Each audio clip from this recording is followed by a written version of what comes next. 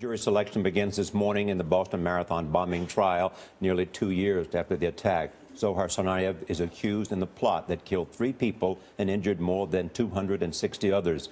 Don Dahler is at the federal courthouse in Boston, where it may take weeks to pick jurors. Don, good morning.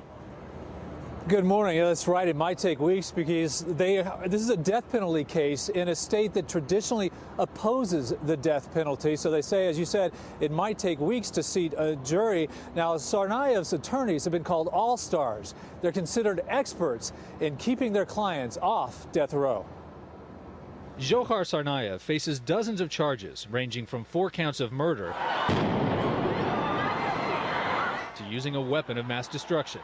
The evidence against him includes eyewitnesses and surveillance video, which allegedly put him and his brother at the scene, forensic evidence, as well as statements which prosecutors say implicate him. The defense has implied in court documents and motions it plans to show Tsarnaev was under the psychological control of his older brother, Tamerlan. CBS News legal analyst Ricky Kleeman. What this defense wants to show is whether or not this was a young man who was influenced and under the influence of his older brother, who was the mastermind. Lead defense attorney Judy Clark will also look to spare Tsarnaev's life. She has defended high-profile death penalty cases in the past, like the Unabomber, Ted Kaczynski, Olympic bomber, Eric Rudolph, and the man who killed 6 people and wounded former Congresswoman Gabrielle Giffords, Jared Loughner. All were found guilty, but all were kept off death row. The defense team is looking for one thing only here, and that is to save his life. It's not a question of whether he will be proven guilty or found not guilty.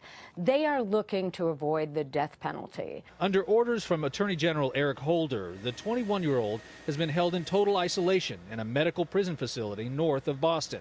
He has limited access to news and mail, is fed through a slit in his door, and his weekly visits by family members are monitored by the FBI. Many of those who survived the bombing see this trial as an opportunity to add some closure. Heather Abbott plans to be in the courtroom. I think it'll be a milestone to have it, be put in the past and kind of be able to move on. Now, the defense team has objected to those restrictions imposed by Eric Holder. They say they haven't been able to mount an effective defense because the family members have not been able to speak freely in the presence of the FBI. They've also petitioned numerous times for a change of venue, but Judge George O'Toole has denied those requests. Gail. Don, we thank you.